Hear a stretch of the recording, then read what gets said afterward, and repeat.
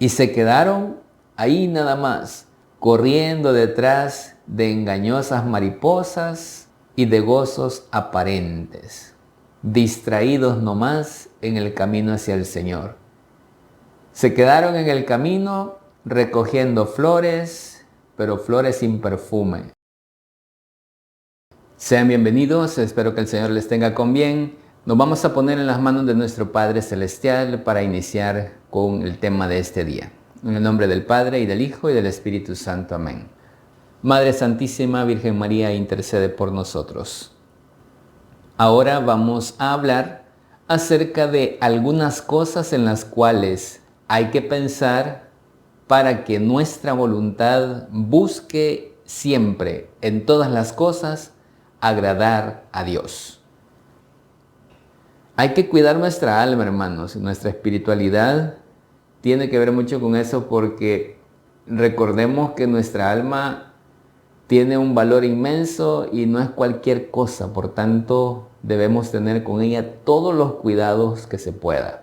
Hay que aplicarle filtros ahí en nuestra mente. Hay que saber cerrarla en algún momento y tener criterios sólidos sobre nuestra fe y nuestras convicciones de fe. Mejor es instruirnos en la ciencia de Jesucristo, conociéndole a Él más plenamente a través de la meditación, a través de la oración. Vamos a enfocarnos en algunas cosas en las cuales hay que pensar para mover nuestra voluntad a buscar agradar a Dios en todas las cosas. En todo, hermano, en todo. Existen unas verdades las cuales, si las meditamos y las recordamos, van a mover la voluntad a querer en todas nuestras acciones y en todos nuestros comportamientos buscar que Dios quede agradado en todo lo que hacemos, en todo lo que decimos, en todo lo que pensamos. Y a continuación las vamos a enumerar. Primero, considerar cuánto ha hecho el amor de Dios por nosotros. Por ejemplo, nos creó de la nada. Nos dio un alma hecha a imagen y semejanza de Él. Nos dio dominio sobre las criaturas irracionales para que estuvieran a nuestro servicio.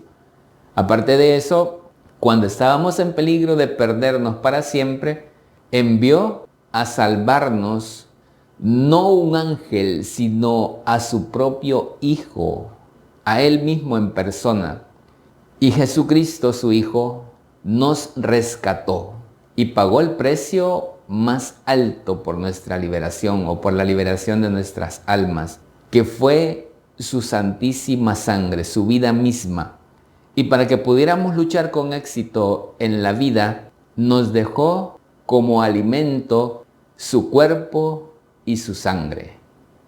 El mayor regalo que nosotros podemos tener, hermanos. Aparte de que se entrega por nosotros, todavía nos deja su cuerpo y sangre hasta que Él vuelva, hasta su segunda venida. Esto es algo que hay que meditarlo mucho para que nos demos cuenta de cuánto nos ama el Señor, que envió a su Hijo único para que nos rescatara de las garras de la muerte y del abismo del infierno. Segundo, pensar que Dios vive defendiéndonos a toda hora. Nos dice el salmista que nuestro guardián no duerme, nuestro Señor no duerme ni reposa, el guardián de Israel, dice él. Ni un momento deja el Señor de vigilarnos, en el sentido de cuidar a su pueblo, de cuidar a sus hijos. El Señor nos protege siempre a su sombra. Así lo dice el Salmo 120. El Señor te protege a su sombra, está a tu derecha protegiéndote, dispuesto a defenderte de todo mal. Aunque nuestros padres, aunque mi padre y mi madre me abandonen, Él no me abandonará. Aunque tu padre, tu madre te abandonen, Él nunca te va a abandonar.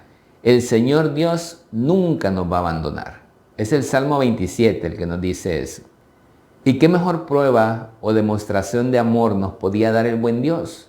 Por eso nosotros debemos amarlo intensamente. Es lo único o lo mínimo que podemos hacer por Dios. A Él no le podemos añadir más gloria de la que ya tiene, ni podemos quitarle tampoco.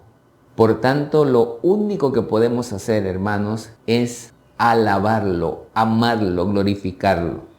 Es la única forma que tenemos nosotros de retribuir, si es que así lo podemos decir, porque en realidad nunca le vamos a poder pagar a Dios todo el bien que nos hace, pero es una manera en la que nosotros crecemos también espiritualmente cuando a Él le damos el honor y la gloria que merece. Tercero, recordar cuánto nos estima nuestro Creador. Él nos puede repetir lo que dijo por medio del profeta. ¿Qué más podía hacer por ti que no lo haya hecho ya? Es tanta la estimación hacia cada uno de nosotros, tanto es su amor y tan grande es su deseo de salvarnos y de que nosotros seamos santos, que nos envió desde el cielo el mejor tesoro que tenía, su propio Hijo. Lo envía en medio de nosotros, pues, a vivir y acampar entre nosotros, como dice San Pablo, y permitió que muriera en la cruz con la más ignominiosa de las muertes, con la muerte más vergonzosa, para que así pagara nuestras deudas a la justicia divina y nos consiguiera de esa forma un puesto en la gloria eterna. Y este Jesús se hizo en todo semejante a nosotros, menos en el pecado, nos dice San Pablo cuando escribe a los Filipenses, y aprendió con el sufrimiento a comprender a los que sufrimos. ¿Quién mejor, hermanos, nos puede comprender que nuestro Señor Jesús? Él pasó todas las humillaciones conocidas, sufrió desprecio, sufrió maltratos, sus amigos lo abandonaron, estuvo en momentos muy difíciles, en esas luchas interiores cuando estaba orando allá en el Monte Tabor. Si ustedes recuerdan, nos dice la palabra que en algún momento hasta llegó a pensar: Señor, que pase de mí este cáliz. Tan grande esa presión que él sintió en su parte humana, que llegó a experimentar también el abandono de su Padre, el abandono de Dios. Él sabe perfectamente, conoce perfectamente todas esas situaciones que nosotros estemos pasando, porque en todo se hizo semejante a nosotros, menos en el pecado. Hay que honrar entonces, hermano, a nuestro Señor y glorificarle y bendecirle siempre. Esto es lo que tratan de hacer todos los grandes de la tierra. ¿Y quién nos ha honrado más en toda la existencia que nuestro Señor?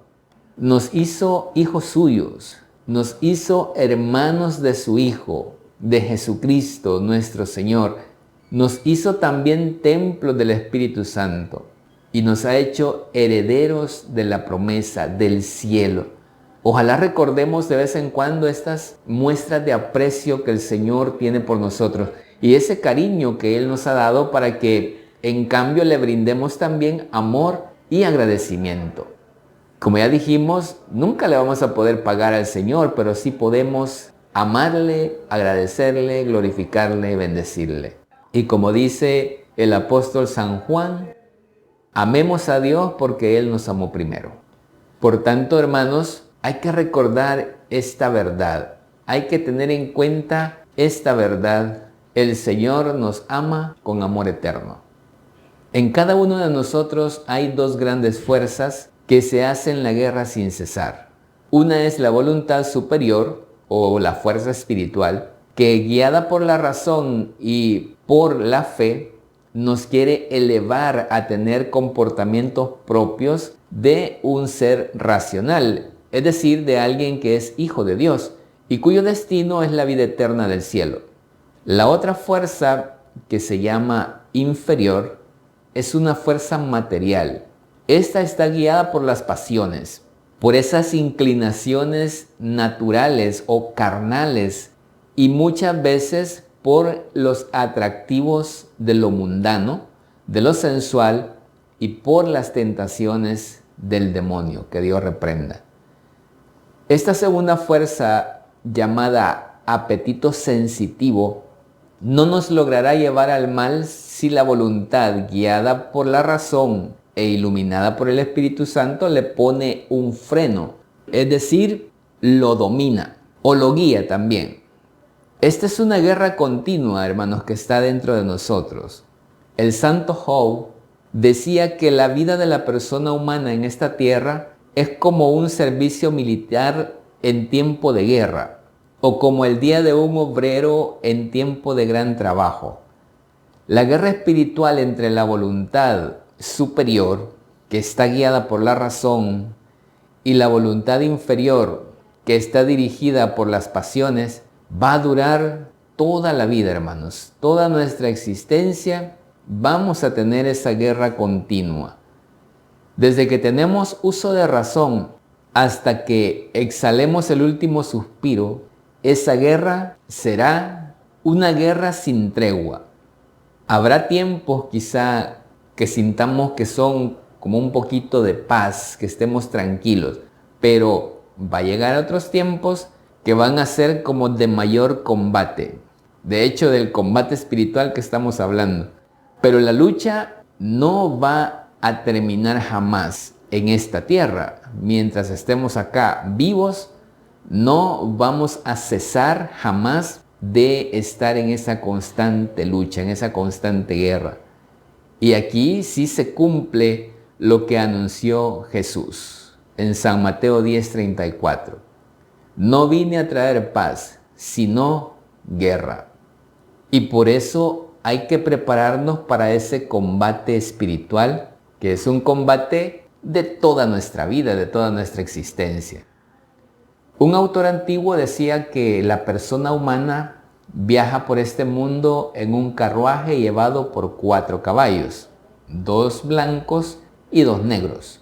Los 2 caballos blancos son la razón y la voluntad, y los 2 caballos negros son las pasiones y las malas inclinaciones. Y para saber a dónde llegará cada uno, hay que averiguar a quién dejamos que vaya al timón.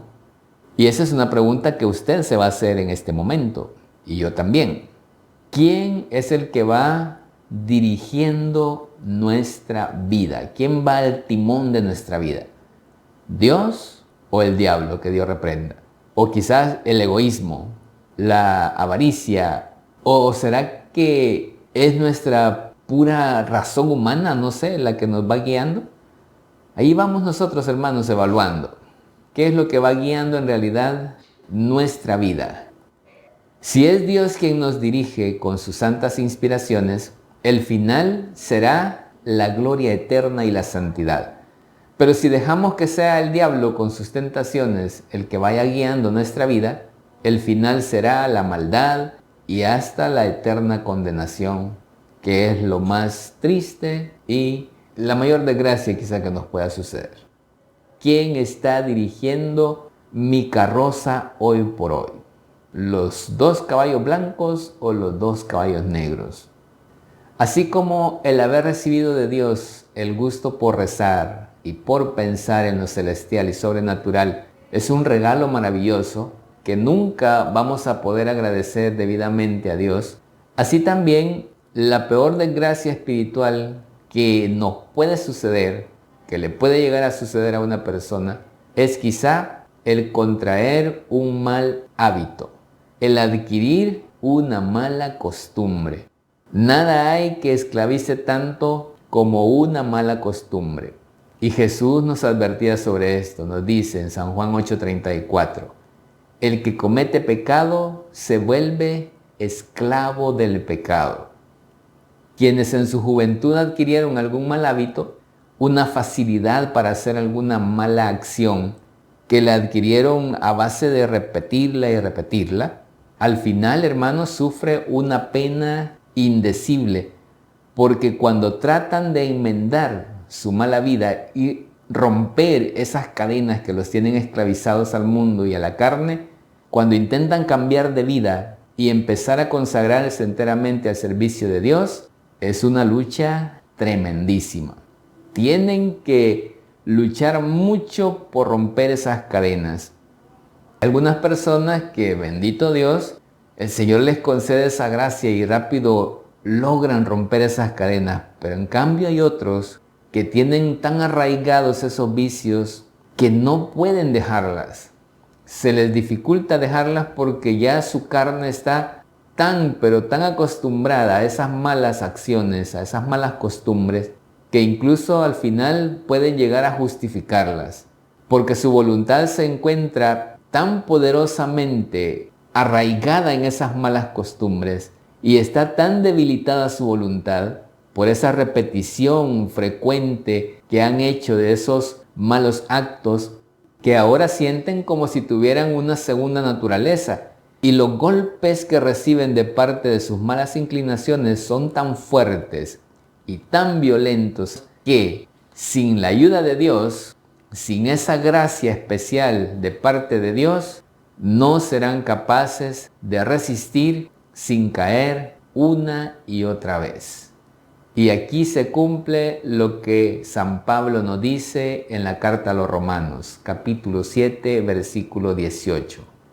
Hago el mal que no quisiera hacer, y en cambio el bien que sí quisiera hacer, no logro hacerlo.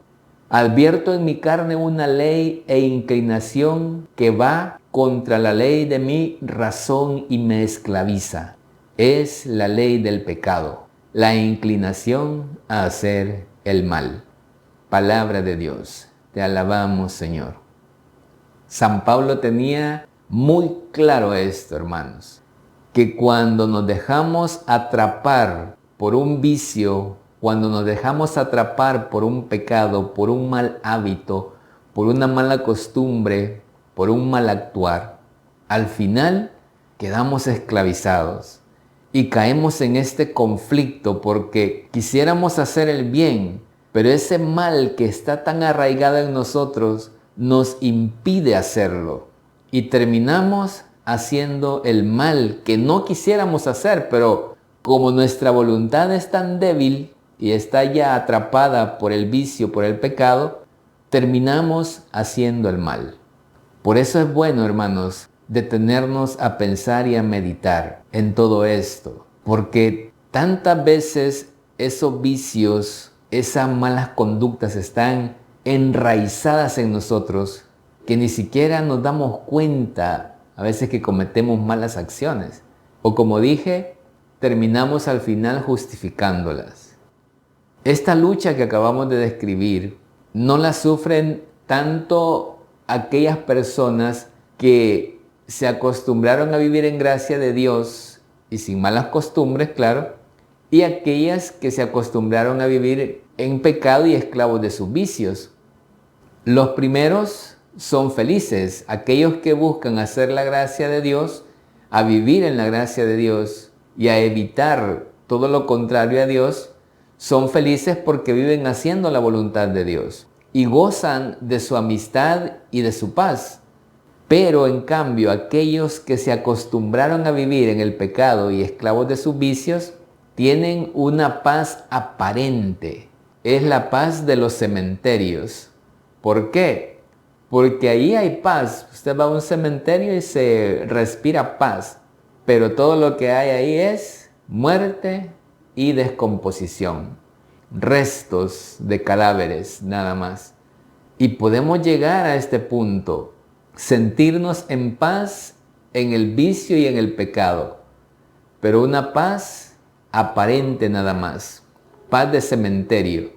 Que no nos vaya a pasar esto, hermanos, a nosotros. Que estemos respirando una falsa paz y que estemos ya acomodados en el pecado, que nos lleve a pensar que todo está bien y que Dios me quiere así, inmerso en ese vicio y en ese pecado.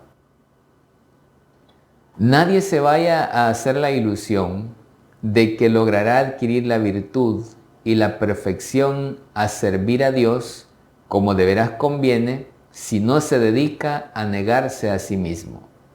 De eso se trata esto, hermanos, del negarnos a nosotros mismos, de llevarle la contraria a muchas de nuestras inclinaciones y muchos de esos deseos de vida fácil, de vida cómoda, espiritualmente hablando me refiero, si no tenemos una firme resolución de sufrir y vencer esa antipatía que muchas veces sentimos por ir avanzando en nuestra vida espiritual. Porque cuando nos resistimos a renunciar a esos pequeños placeres que se nos van presentando, entonces el enemigo se va aprovechando, la carne se va aprovechando más de nosotros. Y de ahí que se vuelva necesario y se vuelva, hermanos, urgente aquello de mortificar nuestro cuerpo, de ayunar, de ofrecerle al Señor esas pequeñas mortificaciones que al final van a traer un gran beneficio para nuestra alma. Y es que el reino de los cielos, nos dice la palabra de Dios, padece violencia siempre. Y los que hacen violencia a sí mismos son los que han de conquistar el reino de los cielos. En la subida hacia la perfección, en la parte espiritual hacia la santidad, vamos a encontrar a muchos que se han quedado a mitad del camino, que no pudieron ya seguir adelante y progresar porque les faltó esta condición, negarse a sí mismos, llevarse la contraria, pues, en cuanto a esto, a resistir a sus pasiones para dejar que la voluntad de Dios sea la que predomine en sus vidas. Y se quedaron ahí nada más, corriendo detrás de engañosas mariposas y de gozos aparentes, distraídos nomás en el camino hacia el Señor. Se quedaron en el camino recogiendo flores, pero flores sin perfume, porque ya sabemos que el perfume que adorna nuestra vida son las virtudes. Y estos se quedaron nomás ahí, recogiendo estas flores sin aroma, de pequeños gustos a los cuales no pudieron resistir, los cuales no pudieron ellos negarse a adquirir o a darse en esta vida, y que al final no satisfacen plenamente, sino al contrario, nos hacen sentir más deseo hacia ellos. Y no lograron, hermanos, no lograron estos que se quedaron a medio camino subir a la cumbre de la santidad. Les faltó la primera condición que Jesús exigía a quienes decían que querían seguirlo. San Mateo 16:24. Si alguno quiere venir en pos de mí, que se niegue a sí mismo, que tome su cruz y me siga. ¿A cuántos pequeños afectos y gustos terrenos hemos renunciado para lograr ser fieles a Jesús? En el día del juicio, esa cuenta va a aparecer muy clara. Y cuanto mayor sea el número de las veces que nos hemos negado y nos hemos llevado a la contraria en la carne, mayor será nuestro premio en el cielo. ¿Y por qué será que hay tan poquitos que triunfan en esta área? Pues por esto mismo, hermanos. ¿Por qué siendo tan numerosas las personas que emprenden ese camino hacia la santidad, al final son tan poquitas las que llegan a la perfección? Pues la causa es muy sencilla. No se negaron a sí mismos. Es verdad que muchos de ellos se libraron quizá de grandes caídas y de contraer terribles vicios, pero luego, en la subida hacia la perfección, perdieron el ánimo y se desalentaron porque vieron que esto de negarse a sí mismo es un trabajo de todos los días, hermano. Esto es de a diario, estar en ese negarnos a nosotros mismos. Además, es un trabajo de todas horas quizá. Y cuando nos negamos a combatir esos residuos de nuestra propia voluntad y de malas inclinaciones que todavía quedaron en nuestra naturaleza, cuando nos resistimos a dominar esas pasiones que cada vez van encendiéndose más y más y se van renovando en nuestro corazón cuando no las combatimos, dejamos que todo esto se apodere de nuestro espíritu. Y esto al final impide, hermanos, ese ascenso hacia la santidad. Y falta aquella cualidad que Jesús exige cuando dice: quien persevera hasta el fin, se salvará. San Mateo 10:22.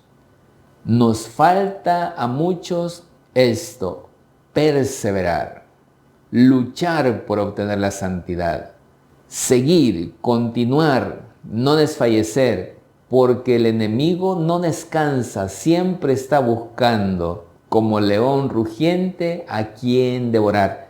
Y nosotros tenemos que estar alerta, debemos estar alerta y renovar cada día nuestras fuerzas, estar atentos, estar siempre de la mano de nuestro Señor para que por medio de su Espíritu Santo Él nos pueda alertar y alentar también frente a las acechanzas del enemigo. Debemos ser perseverantes, porque de esa manera, hermanos, es que vamos a alcanzar la salvación. Y es que no basta con no ser malos. Hay gente que se imagina que va a llegar a la santidad únicamente evitando hacer cosas malas, pero eso no basta, no es suficiente.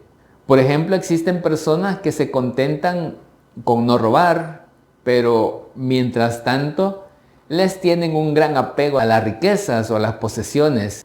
No reparten limosna, no ayudan en la medida en la que Dios les permite a ellos también tener esas posesiones. Y no necesariamente tienen que ser personas ricas, como lo hemos dicho en otras ocasiones. Habemos pobres que estamos muy apegados a los bienes que tenemos. Por tanto, esas riquezas nos tienen ya esclavizados.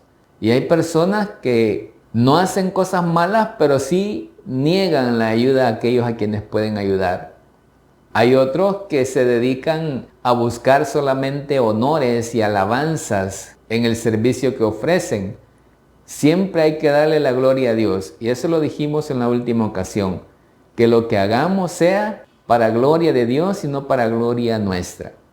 Hay algunos fieles que no comen de gula, pero en cambio prefieren siempre en la alimentación solo lo más sabroso. Y dejan a un lado aquellas cosas que les parecen menos agradables. Eso lo apartan por ahí.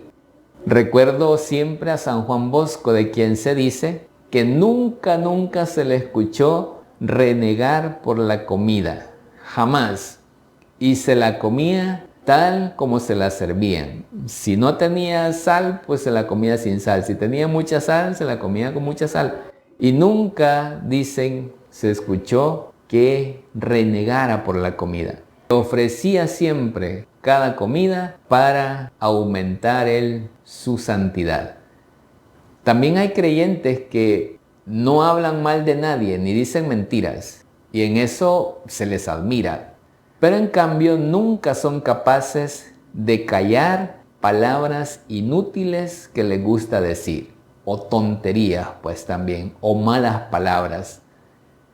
Se contentaron con ser buenos, pero no se esmeraron en llegar a la perfección. Y es que, hermanos, esas charlas que nos detienen a mitad del camino, al final nos pueden hacer mucho daño en nuestro caminar hacia la perfección. Cuando Jesús envió a sus discípulos a predicar, les dijo: no se detengan a charlar por el camino, en San Lucas 10:4. Y es que los orientales, la gente de Oriente, acostumbran mucho a detenerse a charlar por largos ratos en el camino con cualquier persona que se encuentren, con algún viajero que se encuentren, y gastan al final mucho tiempo en esto, en estar platicando solo por platicar. Es necesario que nos preguntemos de vez en cuando, ¿esto que estoy diciendo es mejor que el silencio? Porque al fin y al cabo en San Mateo 12:36 nos dice Jesús: porque de toda palabra inútil tendremos que dar cuenta el día del juicio. Así que usted sabrá, hermano, cuántas palabras inútiles dirá en el día, porque de todas esas va a darle cuentas a Dios. Que no tengan que decir de nosotros jamás lo que de alguna persona piadosa afirmaba a alguien a quien acompañaba en sus conversaciones. ha perdido muchas ocasiones que tuvo de callarse. O lo que cuentan que exclamó aquel santo cuando le preguntaron qué opinaba de cierta personita muy piadosa pero muy charladora. Es buena gente, dijo, pero desafortunadamente no le ha logrado poner puerta a su lengua para tenerla un poco más cerrada. O su boca quizá tendría que ser aquí. Entonces, hermanos, yo sé, usted dirá, la misma excusa que ponemos todos. Es que perfecto solamente Dios. Sí, lo sabemos, pero nos ha llamado a nosotros a la perfección. El que es perfecto nos llamó también a nosotros a ser perfectos. Y así nos lo ha dicho. Sean perfectos porque yo soy perfecto. Jesús mismo es la perfección a quien debemos imitar. Por tanto, esa excusa no es válida, porque nuestra lucha es siempre, hermanos, buscar esa perfección. ¿Y eso qué significa? Que debemos examinarnos, mirar cuáles son aquellas cosas que nos impiden alcanzar esa perfección. En la vida de una santa se narra que un día, estando frente a la imagen de un Cristo muy chorreante de sangre, le preguntó ella: Señor, ¿quién te puso así? Y se dice que la santa escuchó del Cristo del crucifijo la respuesta: tus charlatanerías inútiles.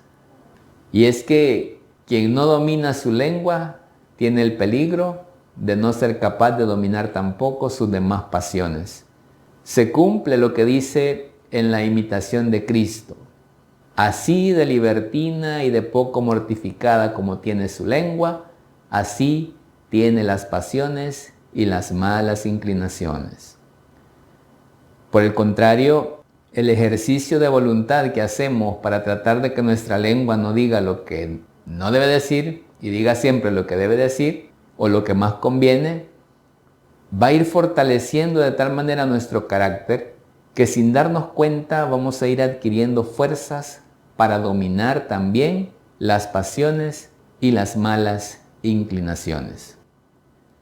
Muchas almas que se dedican a la vida espiritual caen en una ilusión que no es muy fácil de descubrir, de hecho, esta ilusión al principio. Y su ilusión consiste en pensar que en verdad se está progresando en santidad y perfección, cuando lo que está haciendo es seguir los propios gustos e inclinaciones. Muchos creen que están obrando por amor a Dios, cuando lo que están haciendo es amarse a sí mismos, si es que a esto se le puede llamar amarse.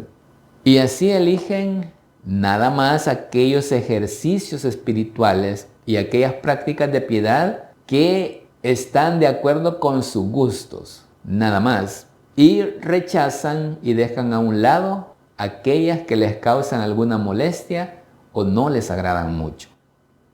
Bueno, meditemos, pensemos. ¿Cuántos de nosotros buscamos nada más aquellas prácticas de piedad o aquellas mortificaciones que nada más nos agradan y aquellas que no, las descartamos, las hacemos a un lado?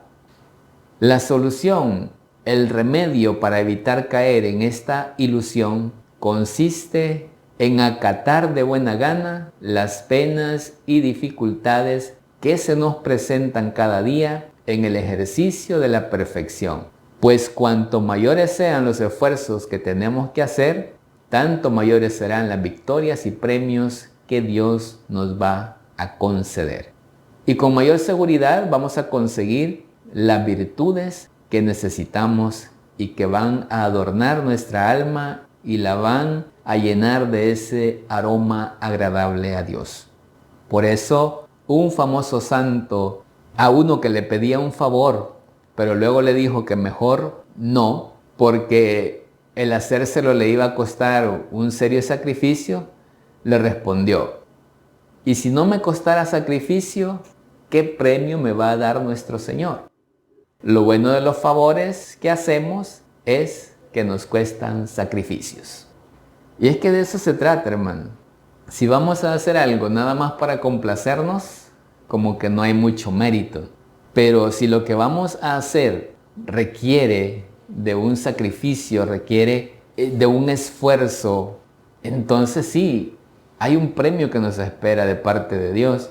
Porque al fin y al cabo, de quien debemos esperar esos premios es de parte de Dios. Meditemos primero si estoy luchando de verdad por negarme a mí mismo.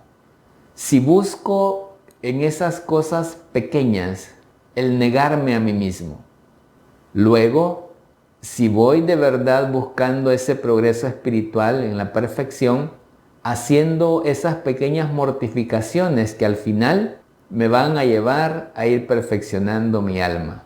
Y por último, esto que decíamos, de que aquello que hagamos que nos pueda implicar un desagrado quizá en la parte espiritual, por ejemplo, buscar de verdad, hermanos, ofrecer algo de corazón y algo que nos pueda beneficiar en lo espiritual y no aquello que me agrade a mí, sino lo que le agrade en verdad a Dios. Busquemos la manera de fortalecer siempre esta parte espiritual y la voluntad y sobre todo pidámosle al Señor que nos envíe esas gracias y esos auxilios de parte de su Espíritu Santo para que podamos adquirir a través de esa efusión de su Espíritu los medios para alcanzar nuestro objetivo, que es la perfección de nuestra alma. Y que nuestra Madre Santísima, la Virgen María, interceda por cada uno de nosotros. Que Dios les bendiga, hermanos, y nos escuchamos en la próxima ocasión.